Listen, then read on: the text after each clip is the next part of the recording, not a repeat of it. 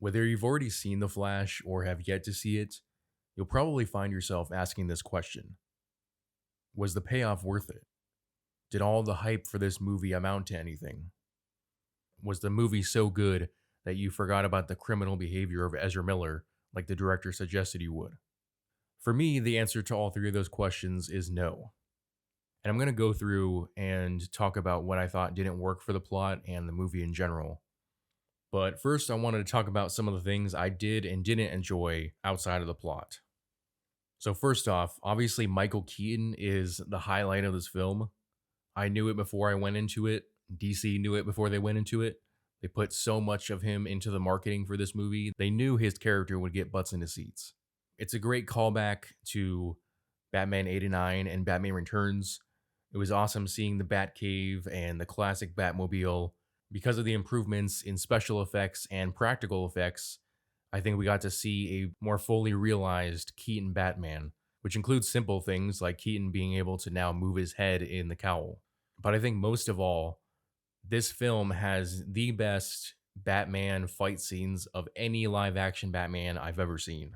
Obviously, there's a lot of CGI going into it, but I think most of all, it was cool to see how Keaton's Batman uses the Batsuit. With every Batman, they showcase his hand-to-hand fighting and all the different tools in his utility belt and the technology and all that. But I think Keaton's Batman, for the live-action examples at least, that he really makes good use of the Batsuit itself. He's also one of the rare examples in the multiverse of a Batman whose war on crime was actually successful. Because in this alternate universe that Barry creates through time travel, Michael Keaton's Batman is actually retired.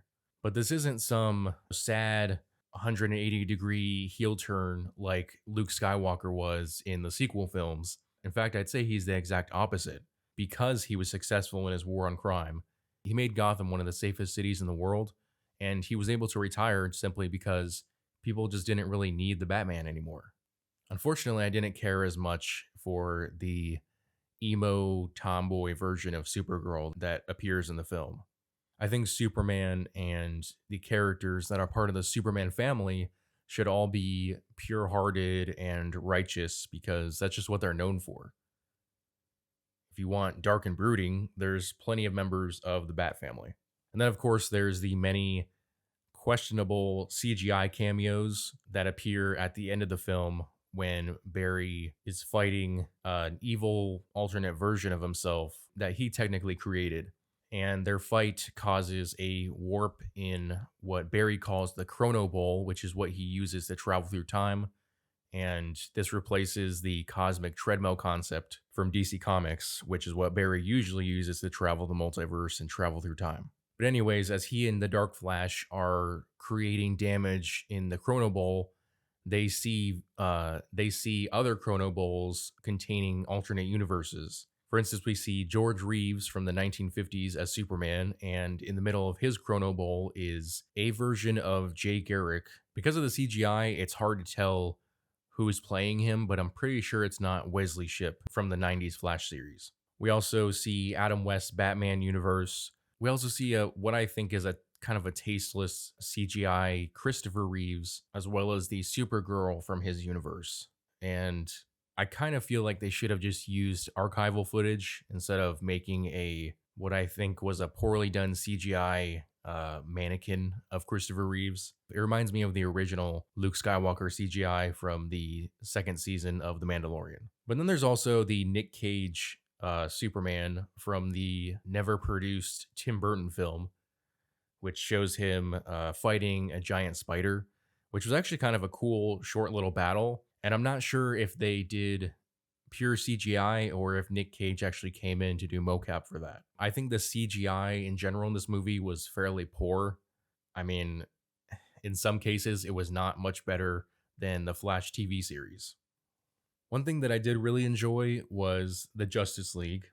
Unfortunately, not all of the members actually make an appearance.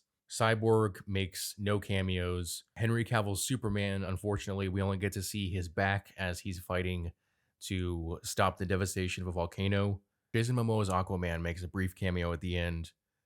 Wonder Woman and Ben Affleck's Batman make a full cameo towards the beginning of the film to help Barry fight some robbers, which was cool. Overall, it's just cool to see the Justice League being active in a post Justice League world. Because after the terrible 2017 Justice League film, they'd get mentioned every once in a while in other films like Suicide Squad, but we never really got to see them. Even at the end of Peacemaker, we get a brief scene where we see the silhouettes of the Justice League, but except for Ezra Miller and Jason Momoa, I don't believe the other actors actually filmed anything for that. A little Easter egg I forgot to mention regarding Keaton's Batman is that Barry 2, who is the who I'm gonna call the main Barry, Barry 1, and the alternate one, Barry 2. So Barry 2, after he and Barry 1 arrive in Michael Keaton's Batcave, he finds a little bag that when you open it, there's laughter that comes out. And this is actually an Easter egg for Batman 89, which is a reference to the end of the film after the Joker dies and Commissioner Gordon is going through his pockets and finds that same little bag. I thought that was a cool little reference to the movie. And then another issue I had is that at the very beginning of the film, there's a huge emphasis on Barry needing to constantly snack to keep his calories up because obviously him using the Speed Force eats up a lot of calories.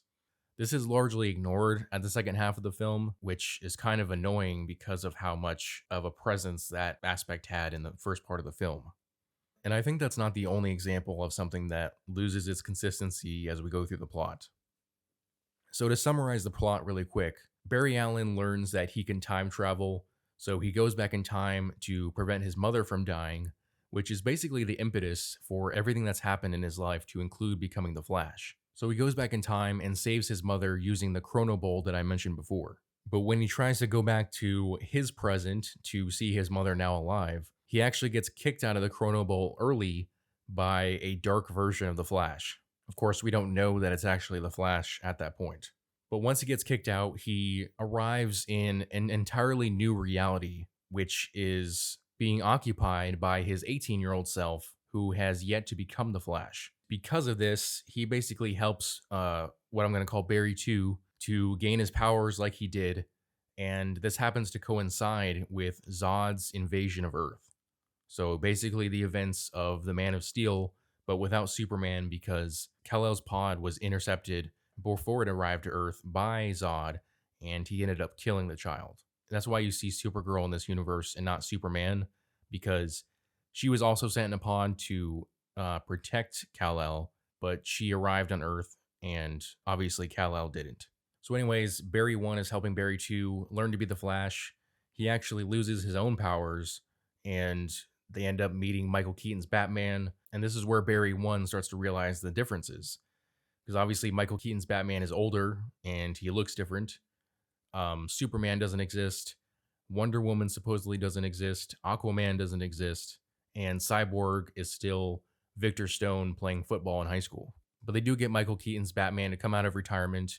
They find Supergirl and they try to defeat Zod. They fail. And so Barry 2 and Barry 1 try and reverse time using the Chrono Bowl multiple times in order to save that world, but also save specifically Michael Keaton's Batman and Kara Supergirl because they keep dying during the battle. But as they do this, Barry 1 starts to realize that they can't change it, that those characters are always going to die and that this world is going to die. Barry 2 doesn't accept that, so he keeps going and going until the Dark Flash interrupts them and starts creating these ripples in the Chrono Bowl. And then as they see these alternate worlds, the Dark Flash reveals that he is actually the future version of Barry 2. And so basically what it was kind of a paradox because Barry 1 created Barry 2, but that only happened because the future version of Barry 2, the Dark Flash, kicked Barry 1 out of the Chrono Bowl before he was meant to go back to his present. But Barry 2, the younger version, ends up sacrificing himself. That obviously kills the Dark Flash. And so Barry 1 goes back to his time, basically unsaving his mother. You get that he kind of learns the lesson that his mother imparted to him as a child, which is that there isn't always an answer for everything. Sometimes you just have to let go. Except that he doesn't really learn that lesson because even though he tries to teach that lesson to Barry 2 and he unsaves his mother, he actually alters time again so that he can get his dad out of jail. And so then when he does that, he goes back to what he thinks is his world with the Ben Affleck Batman and everything else back to normal. But instead, it's George Clooney's Batman who shows up at the very end. So even though he stopped himself from saving his mother because he got his father out of jail, which he wasn't supposed to do, that obviously changed time again. Because as Michael Keaton's Batman explains towards the middle of the film, time and the multiverse doesn't work the way that it does in Marvel, in which you go back and you change events and that creates a branching future. Instead, in the DC universe, when you go and change time, it doesn't only create a new future, but it also retroactively creates a new past for that future, which is how we got the Michael Keaton Batman, who obviously is older and had been Batman for a much longer time than Ben Affleck. So basically, the movie ends with Barry now in this new, slightly altered Snyderverse world where George Clooney is the Batman. But as we see from the post-credit scene, Jason Momoa is still Aquaman, so it hasn't changed too much, apparently. And so here are some of the problems that I have with the plot. One is that Barry 2, in some ways, mirrors the Reverse Flash, who is Barry Allen's main villain in the comics and also the main villain of the Flashpoint story, which was the inspiration for this movie. And the Reverse Flash is a guy named Eobard Thawne, who is a resident of the 25th century, who was a big fan of the Flash. So he gained Speed Force powers. He went back in time, got the Flash to teach him, but later learned that he would end up becoming the Flash's worst enemy, which drove him insane. And then he did, in fact, become Barry's biggest villain. And Eobard Thawne was actually the guy who killed Barry's mother, which in turn creates the Flash, who in turn creates Eobard Thawne, which is kind of a paradox similar to what we see in the movie. As we see that Barry 2, who in a way takes the place of Reverse Flash, his future version caused his own existence because he kicked Barry 1 out of the Chrono Ball. My problem is that he doesn't make a good substitute because, sure, Barry 2 eventually becomes evil because of how long he spends trying to correct time, but he still lacks the arrogance and the vindictiveness of Eobard Thawne. Eobard Thawne as a Flash villain is pretty much irreplaceable. He is as important to the Flash mythos as the Joker is to Batman's.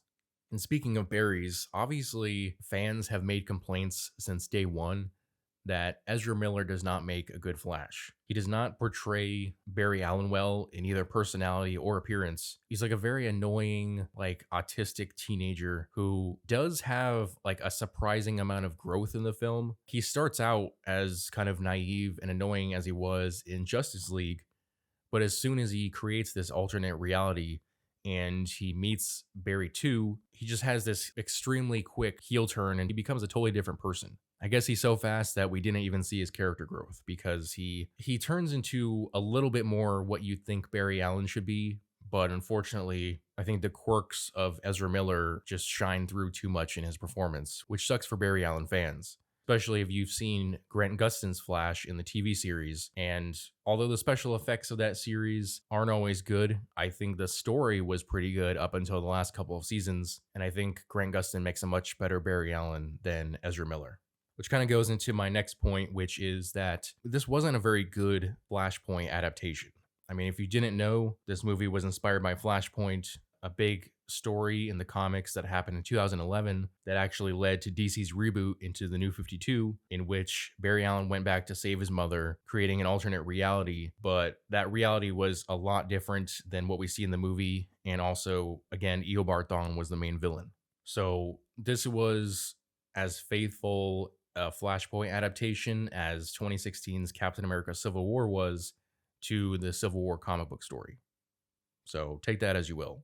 But I think they also have a problem in that, again, Grant Gustin's Flash in the TV series kind of did a better version of this story. Not that they did a more accurate version of the overall Flashpoint story, but they did a better version of the core story, which was Barry learning that he couldn't save his mom because it would lead to catastrophic results for the multiverse. I think the story in the TV series was much more well thought out. It was much more emotional, and the impact over the whole series was much bigger versus the whatever you call this, the Snyderverse, the DCEU. It started off with Barry, being more focused on getting his dad out of prison versus being sad over his mother's death. Because this is the first Flash movie and basically the last one for this universe because of James Gunn's reboot, it just feels like an incomplete story. They didn't have the chance to flesh it out beforehand, and they didn't have the chance to kind of bookend it. So it just kind of exists on its own as this weird little thing. In regards to its adaptation as a Flashpoint story and how I think the TV series did it better, I think there's a huge, huge plot hole in that they don't answer the simple question of who killed Barry's mom. I mean, Barry Allen in this universe has worked his whole life, going to school to become a forensics investigator in order to get his dad freed. But not one time in this movie or the Justice League does he even question who killed his mom. You'd think that would be the bigger deal, because if they can find the killer, then he can free his dad, and obviously he'd get some closure finding out who it was. So that's just a ridiculous missing plot point to me. How would you not want to know who killed your mom? And that's where, again, I think the TV series did it better, because they had the whole Reverse Flash, Barry Allen dichotomy, and they got to go into that relationship between the two because Eobard Thawne was posing as, I don't remember his name, the scientist from Star Labs who basically gave the Flash his powers. Because of not only the time, but because I think it was just better written, they not only answered who killed Barry's mother after a satisfying amount of time with Barry investigating it, but that led to freeing his father. He didn't have to alter time, and he did kind of go through something similar to Flashpoint, but he actually learned his lesson, unlike Barry in the movie. So if you look at the movie as a whole, the plot was predictable. You knew from the trailers, Barry was going to go back in time, and obviously that wasn't going to work out. You see the big battle in the trailers, and then if you watch the movie, obviously Michael Keaton's Batman and a Supergirl die. That whole world is destined to die. The payoff isn't there in a number of ways. In terms of the plot, Barry doesn't actually learn anything, because even though he goes back to stop himself from saving his mom, he changes time again by getting his dad freed from jail, which is how it ends up that George Clooney is the Batman of his universe now. So he didn't really let go, and he didn't learn anything.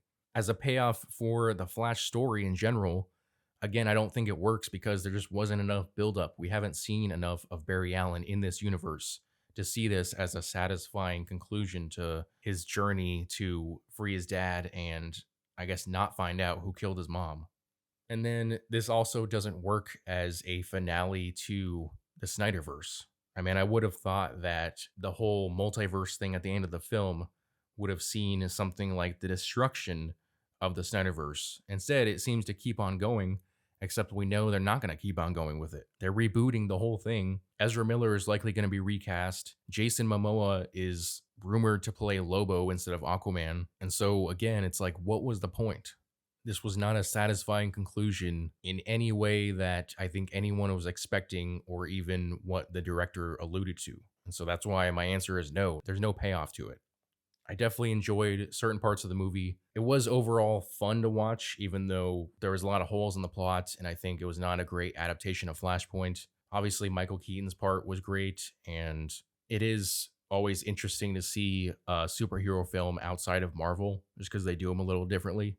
I guess it's a good representation of the Snyderverse as a whole, because it ended with a little puff of smoke instead of the bang that we thought it would be. But tell me what you think in the comment section below. Do you think this movie worked as a Flashpoint adaptation? Do you think that Barry's story made sense and that it was a satisfying emotional conclusion to his story? And do you like Grant Gustin's Flash better, or do you think Ezra Miller did a decent job as the Flash? Let me know in the comments. If you enjoyed this video, I would appreciate it if you hit that like button and subscribe to the channel, as well as hit that notification bell so you never miss out on a new video. Thanks for watching.